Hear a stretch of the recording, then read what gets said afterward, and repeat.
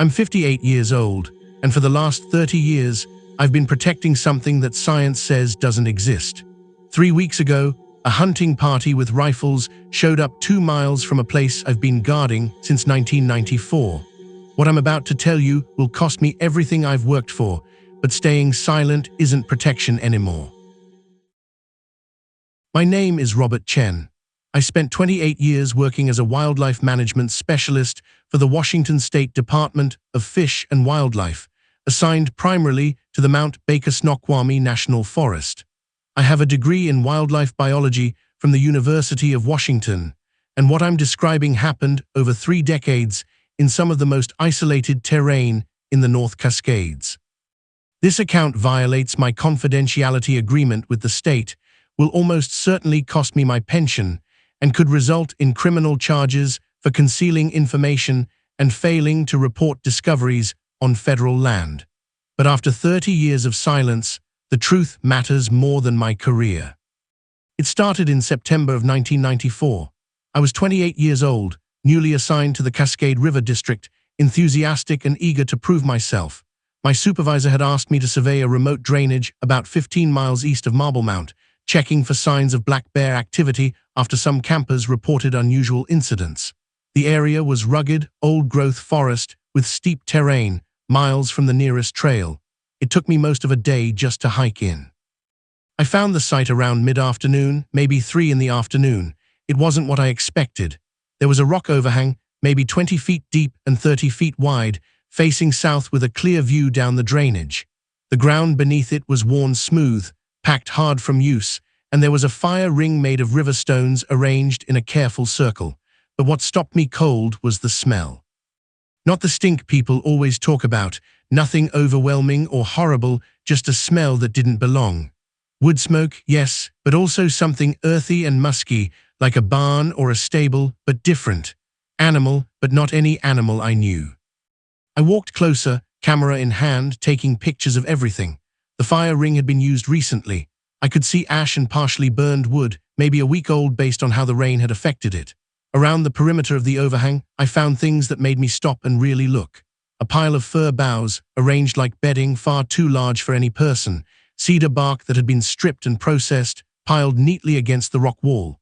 And in the dirt near the fire ring, a single footprint. I knelt down and stared at it for a long time. It was huge, maybe 16 inches long and 6 inches wide, with 5 clear toe impressions.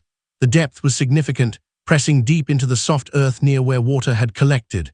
Whatever made this print was heavy, far heavier than any human. I took photographs from multiple angles, placed my own boot next to it for scale. My boot looked like a child's shoe by comparison. I should have radioed it in immediately. That was protocol. Any unusual discovery, any sign of unknown activity, you report it. But something stopped me. Maybe it was the care I saw in how things were arranged. The fire ring wasn't random. The bedding wasn't just thrown together. Someone or something had made this place deliberately, thoughtfully, and had been using it for a long time. The thought that went through my head, standing there in that clearing, was simple and clear. If I report this, within a week there will be 50 people here. Researchers, curiosity seekers, Forest Service officials, maybe media. Whatever peace this place has will be destroyed. I made a decision that afternoon that would define the next 3 decades of my life. I decided not to report it. Instead, I would document it privately, monitor it carefully, and protect it however I could. I didn't fully understand what I was protecting yet, but I knew it deserved protection. I went back 2 weeks later, carrying supplies I'd purchased myself. Simple things, practical things, a wool blanket, some rope, a few cans of food, a pouch of tobacco. I'd read enough accounts over the years, heard enough stories from old-timers and tribal members to have an idea of what might be appreciated. I left these items near the fire ring, arranged neatly, and then I retreated about 50 yards and waited in cover for 2 hours, watching. Nothing appeared, no movement, no sound. Finally, as the light began to fade, I hiked out. When I returned 3 weeks later, the items were gone. In their place, arranged on a flat rock near where I'd left my gifts, were 3 things. A basket woven from cedar bark, small but beautifully made, tight enough to hold water. A bundle of plants I didn't immediately recognize, tied with strips of bark. And a piece of worked obsidian, sharp-edged, clearly shaped by deliberate flaking. I picked up each item carefully, examining them, photographing them. These weren't just random objects. These were made things, crafted things, left intentionally in exchange for what I'd brought. I sat down on a log and tried to process what this meant. Someone had taken what I left, valued it enough to respond, and had the skill to create these objects. The basket alone represented hours of work, knowledge of which plants to use, how to process them, how to weave them. This wasn't some animal gathering shiny objects. This was intelligence. Over the next 6 months, I established a pattern. Every 3 weeks, I would hike in, always alone, always careful to vary my route so I wouldn't create an obvious trail. I would leave items near the fire ring, practical things mostly, sometimes food, and I would take whatever had been left in return. The exchanges became more sophisticated. I left a metal cooking pot and received back a collection of medicinal plants bundled by type, each bundle labeled with a small carved wooden marker showing what part of the body it was meant for. A marker with a carving of a stomach, one with a joint, one with a head. Someone was teaching me. I left books, field guides to plants and animals, wondering if they could read or simply appreciated the images. The books would disappear, sometimes for months, then reappear worn and well-used, certain pages marked with small stones or twigs, always pages about edible plants, medicinal uses, animal behavior. I left a sketchpad and pencils. Weeks later, I found drawings, crude but recognizable, showing the forest, animals, plants. The perspective was always from high up, as if the artist was very tall or drawing from memory of being in trees. In the spring of 1996, 2 years into this exchange, I found the first clear evidence of what I was dealing with. I arrived at the site on a rainy morning in April. The ground was soft, muddy, perfect for tracks, and there were tracks everywhere. A line of them led from the tree line to the overhang, each print massive and clear. I measured them carefully. 16.5 inches long, 7 inches wide at the ball, showing 5 toes with clear nail impressions. The stride length was enormous, close to 6 feet from one print to the next. I made plaster casts of the best prints, working carefully in the rain, protecting them until they set. I took dozens of photographs. But what struck me most was the print depth and the pattern of pressure. These weren't bare prints, weren't any animal I knew. The weight distribution was wrong for a hoax too. Each print showed more pressure on the outside edge, exactly what you'd expect from something with a flexible midfoot, something that walked efficiently on 2 legs. I'd seen enough bear tracks, enough elk and deer, enough human prints in my work to know this was different. I heard them for the first time in August of 1996. I'd arrived at the site late in the afternoon, later than usual because I'd been delayed by work obligations. I was about 100 yards out when I heard vocalizations, clear and unmistakable. A low whooping sound, rhythmic, starting deep and rising in pitch, then dropping again. It repeated 3 times, then stopped. Then, from a different direction, maybe 200 yards to the north, an answering call, similar but higher pitched. They went back and forth like this for 2 or 3 minutes, a conversation, before falling silent. I froze where I was, barely breathing, recording on the small tape recorder I'd started carrying. The sounds were unlike anything I'd heard in years of fieldwork. Not bears, not elk, not owls or any bird. There was a pattern to them, a structure like language. I waited until full dark before approaching the overhang, left my offerings and retreated. When I got home that night, I played the recording over and over, trying to understand what I'd captured. By 1998, I'd documented hundreds of exchanges. My cabin had become an archive. Photographs, recordings, plaster casts, the items I'd received in trade, baskets of increasing complexity, tools made from stone and bone, plant collections that showed intimate knowledge of the forest's medicinal resources. I'd seen distant figures twice, both times at dusk, both times just for seconds. Large, upright, moving through trees with a grace that seemed impossible for something so massive. I estimated at least 7 feet tall, maybe taller, broad across the shoulders, covered in dark hair. Gone before I could get clear photographs, just blurred shapes in failing light. I started structuring my career around protection. I requested assignments that kept me in this area. I volunteered for surveys that nobody else wanted, remote drainages, difficult terrain, anything that gave me legitimate reasons to be in the backcountry and to monitor what was happening. When logging operations were proposed nearby, I found reasons for environmental reviews, documented spotted owl habitat, discovered archaeological sites that required protection. I became known as thorough. Full, maybe a bit obsessive about my territory. Management thought I was dedicated. I was, just not to what they imagined. In 2001, I was promoted to Senior Wildlife Specialist, which gave me more authority over land use decisions in my district. I used every bit of that authority to create buffers, to complicate access, to protect habitat. I argued for roadless designations, for wilderness study areas, for anything that would keep people away from that drainage. Some proposals went through, some didn't, but I slowed development, created obstacles, bought time. The relationship deepened in ways I hadn't expected.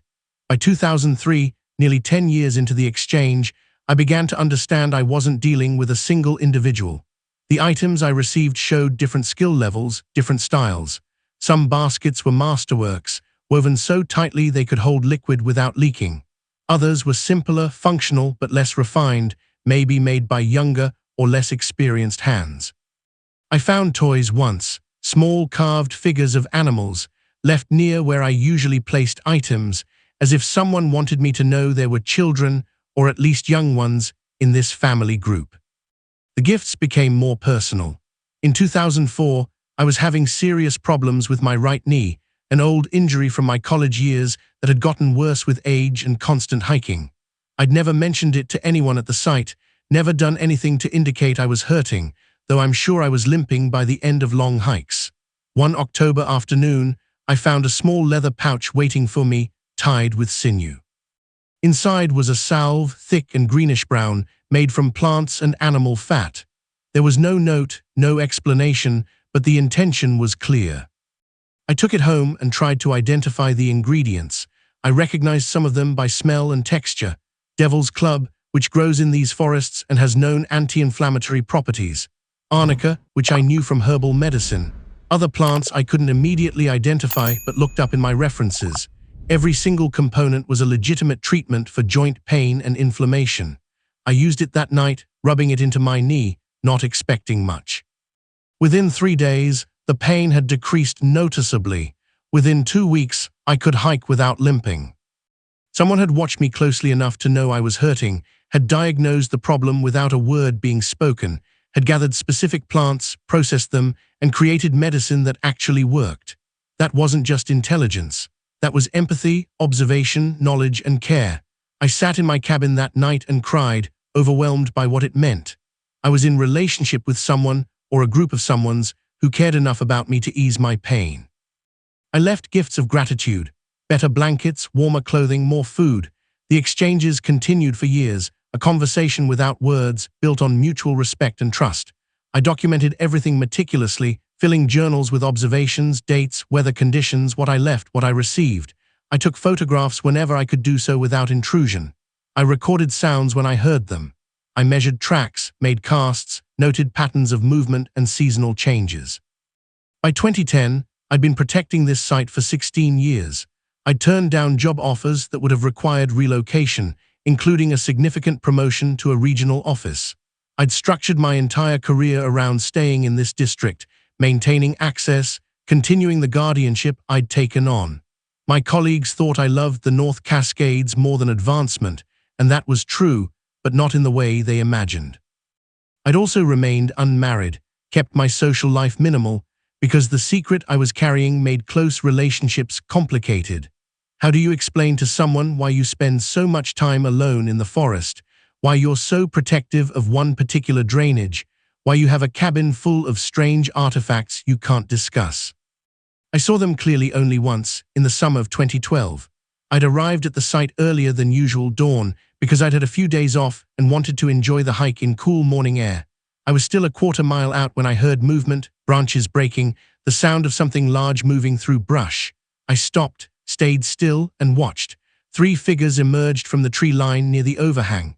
2 large, 1 smaller, maybe a juvenile. They were massive, easily 7 or 8 feet tall for the adults, covered in dark brown hair that caught the early light. They moved upright smoothly, with a gait that looked effortless despite their size. The smaller one was carrying something, a basket like the ones I'd received. One of the adults turned and looked in my direction, and for just a moment, maybe 3 or 4 seconds, we made eye contact across that distance. I saw intelligence in that look, awareness, recognition maybe.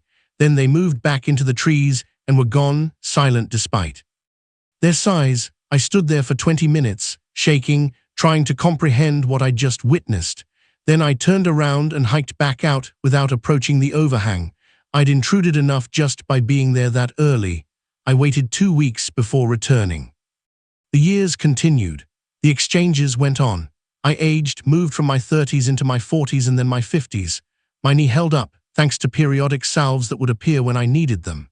The forest changed around us, some logging in areas I couldn't prevent, some development on private land at the forest edge, but the core area, the drainage I was protecting, remained intact.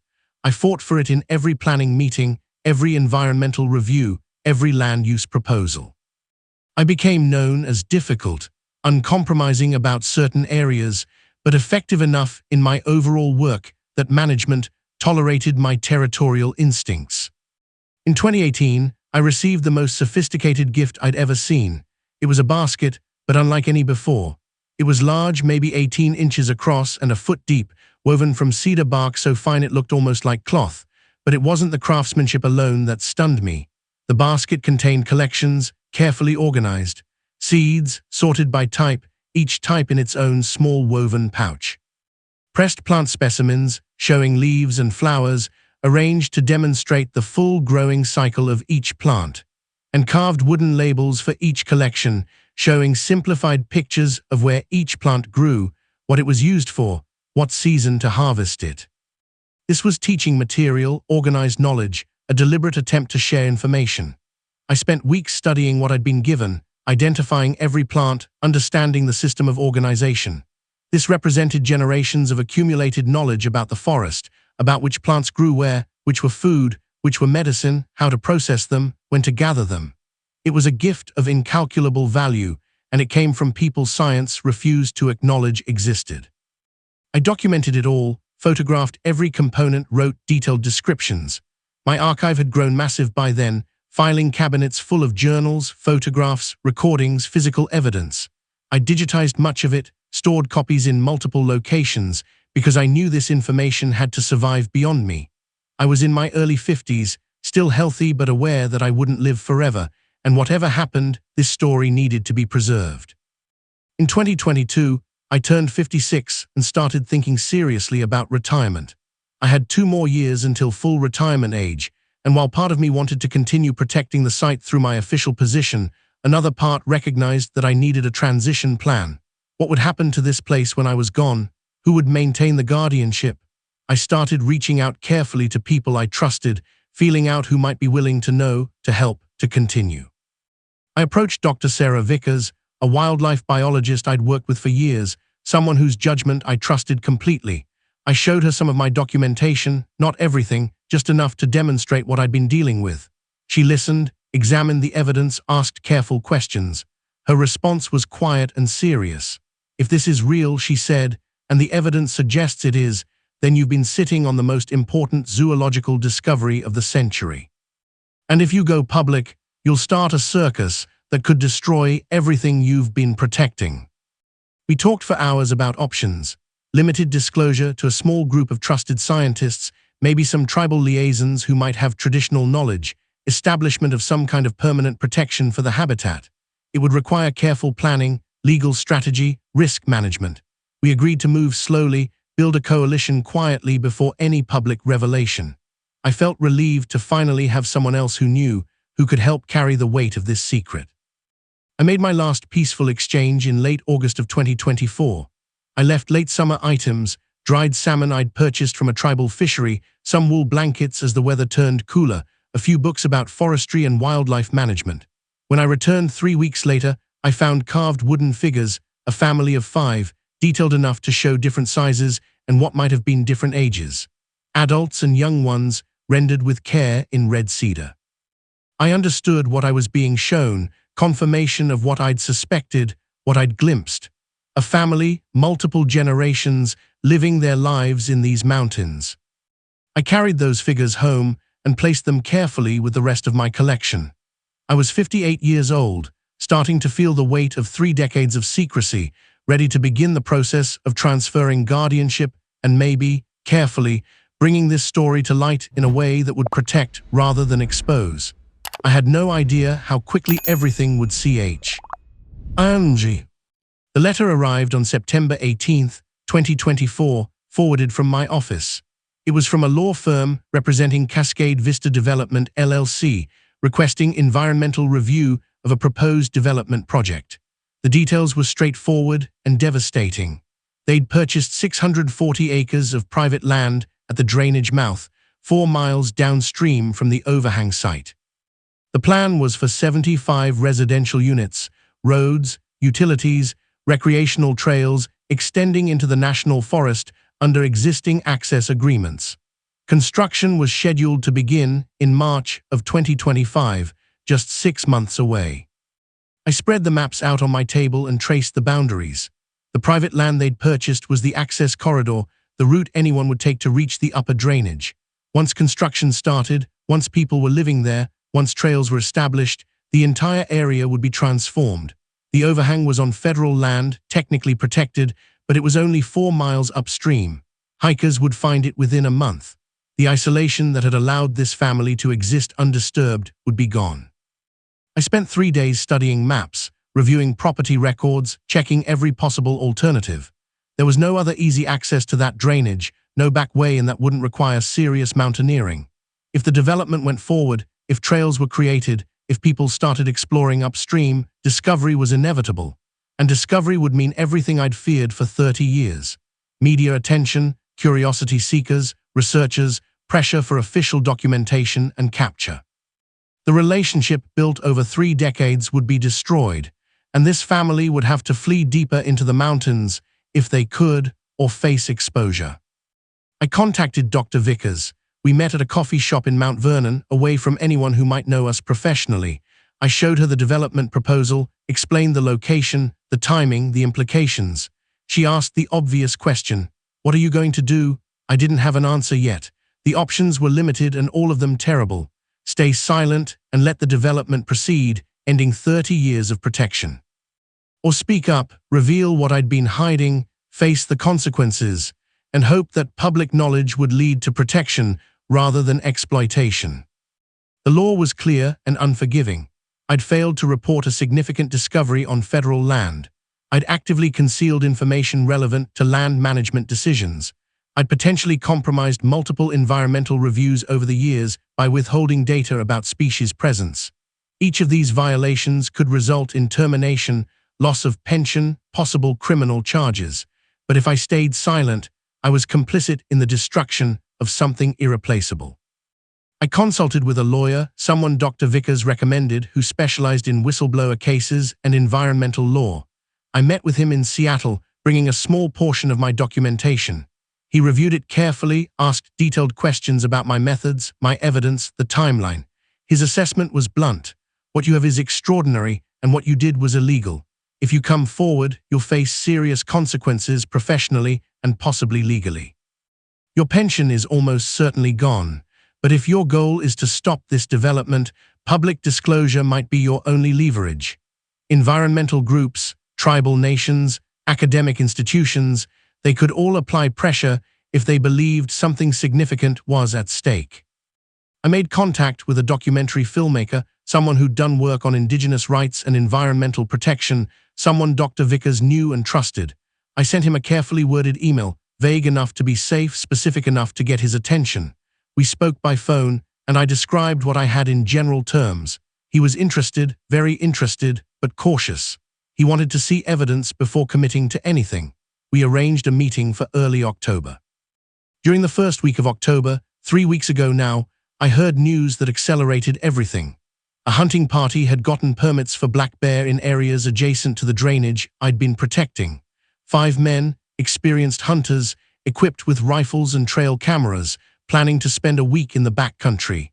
Their proposed area overlapped with zones I knew were used seasonally by the family I'd been protecting. It was late enough in the season that the family should have moved to their higher elevation sites, but I couldn't be certain. And if these hunters found tracks, found the overhang, found any evidence, everything would unravel. I did something I'd never done before. I contacted the hunters directly. I claimed there'd been reports of grisly activity in that specific drainage, which was technically possible though unconfirmed, and strongly recommended they hunt in a different area. I sent the same message to the permit office, flagging the area for temporary closure pending further investigation. The hunters argued, frustrated at having their plans disrupted, but ultimately relocated. I bought time, maybe a few weeks, but I also escalated my own exposure. People were starting to ask questions about why I was so insistent about that particular drainage. I met with the documentary filmmaker on October 12th. I brought physical evidence, a small selection from my archive, plaster casts of footprints, photographs of the overhang and the items I'd received, audio recordings of vocalizations, my journals documenting 30 years of exchanges. I showed him the carved family figures, the medicinal salves, the teaching baskets. I played him the clearest audio I had, the whooping calls and the responses recorded on multiple occasions. He sat in silence for a long time after reviewing everything. His response was careful and professional. "This is remarkable," he said. "If it's genuine, and I have no reason to think it isn't based on what you've shown me, this is one of the most important stories I've ever encountered. But you understand what happens if we move forward with this. Your life changes completely. You'll face legal consequences, public scrutiny, skepticism, and attention you can't control. And the beings you've been protecting, they'll face all of that too, maybe worse. Are you certain this is what you want?"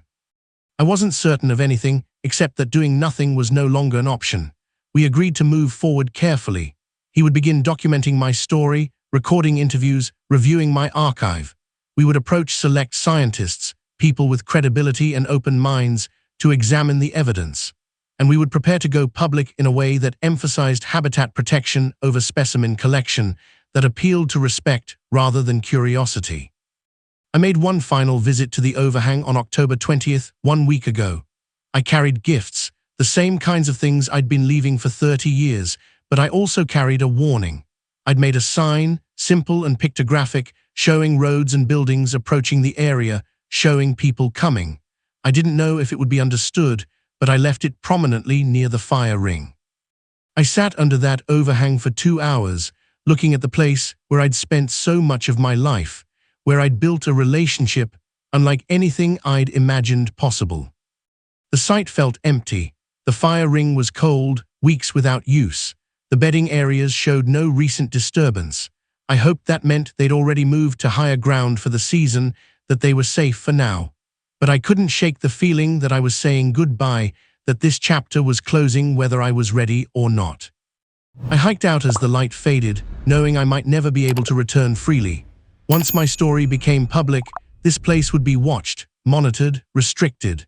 My access, even if I avoided criminal charges, would be controlled.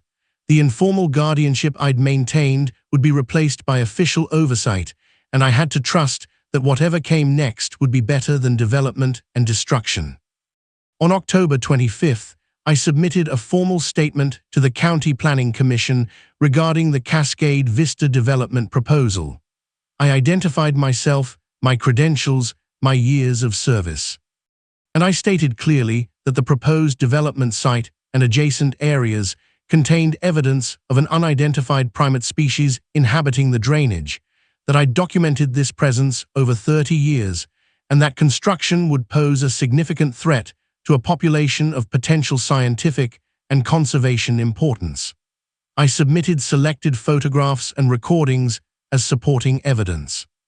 The response was immediate and explosive. Within hours, I received calls from my supervisors, from state wildlife officials, from the Forest Service Legal Department. I was placed on administrative leave pending investigation.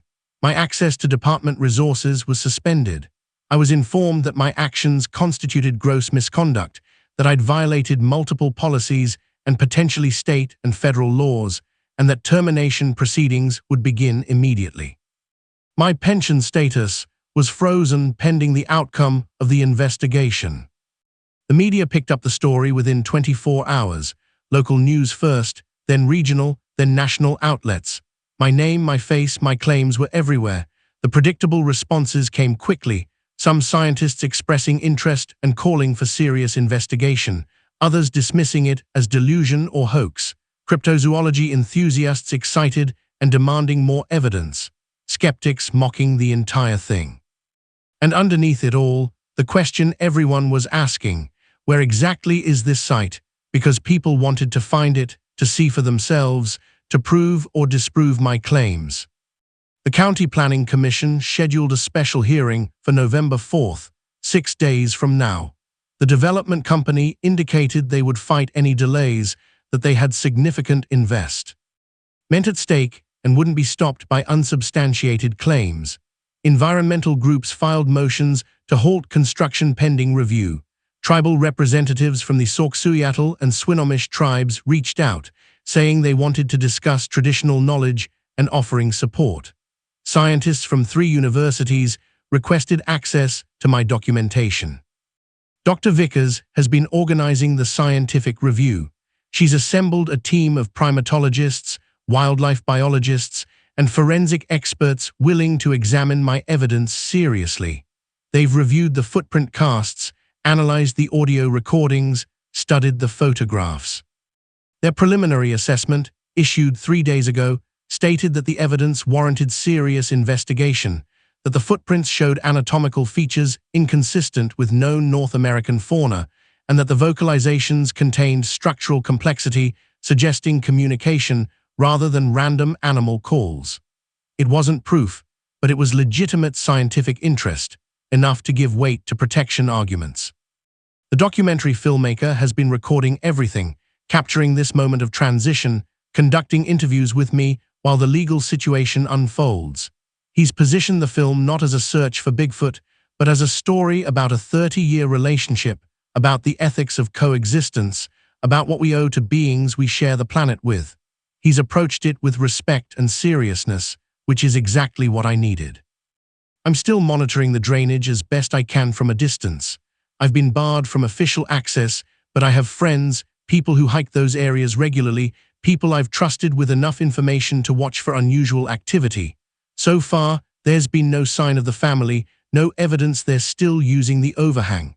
I hope that means they've recognized the danger and moved on. I hope they're safe wherever they are. My lawyer has been preparing my defense for the administrative hearings and possible criminal charges. His strategy is straightforward. I acted to protect a species I believed was threatened.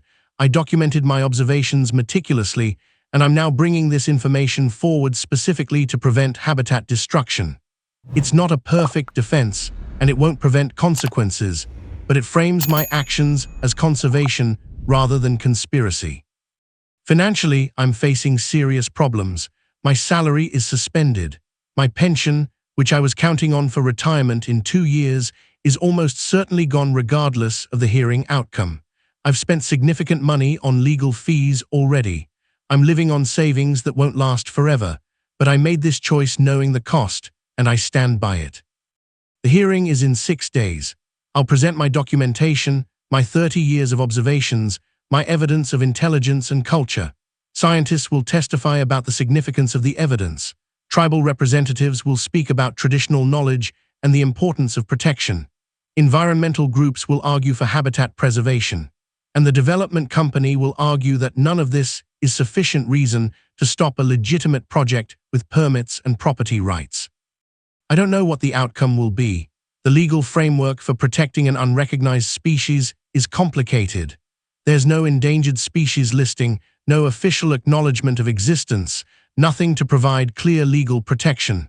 But there's enough evidence now to create controversy, to slow things down, to bring attention and pressure. That's all I could realistically hope for. To anyone who might be thinking about searching for this location based on what I've described, I'm asking you directly, don't. Your curiosity isn't worth their safety. If you respect what I've spent 30 years documenting, if you believe that intelligence deserves protection regardless of species, then focus your energy on supporting habitat conservation, not on trying to find them. They've survived this long by remaining hidden, and the greatest gift we can give them is continued privacy. Leave them alone. What I've learned over 3 decades is something I wish more people understood. Intelligence isn't unique to humans. We share this world with others who think, who feel, who create, who care for their families and their homes. We've spent centuries cataloging everything we encounter, studying it, displacing it, claiming dominion over it. I had the extraordinary privilege of doing something different, of coexisting with a family without demanding more than they were willing to share, of being trusted enough to receive gifts and medicine and teaching across 30 years. That relationship worked because it was based on mutual respect, on boundaries observed by both sides. We acknowledged each other without intrusion. We communicated through actions rather than demands. We shared space in a way that allowed both of us to thrive. It's a model for how humans could relate to the natural world if we chose to, but it requires something we're not very good at: restraint. I'm 58 years old, unemployed, facing possible criminal charges, and spending whatever I have left fighting for a family I only clearly saw once, a species that science doesn't acknowledge, and a relationship that most people will dismiss as fantasy or fraud. That's worth my pension. That's worth my reputation. That's worth whatever consequences I face. Because some things matter more than personal security, and protecting those who trusted me for 30 years is one of them. The bulldozers are scheduled to arrive in March, 4 months away. The hearing is 6 days away. My documentation is secured, digitized, backed up, and held by people I trust with instructions for release if something happens to me. My testimony is prepared. The scientists are ready to speak. The tribal representatives are ready to support protection. And somewhere in hundreds of square miles of mountains and old-growth forest, a family that taught me about medicine and plants and coexistence is either preparing to flee or waiting to see if the human who accepted their gifts for 30 years can protect them one final time.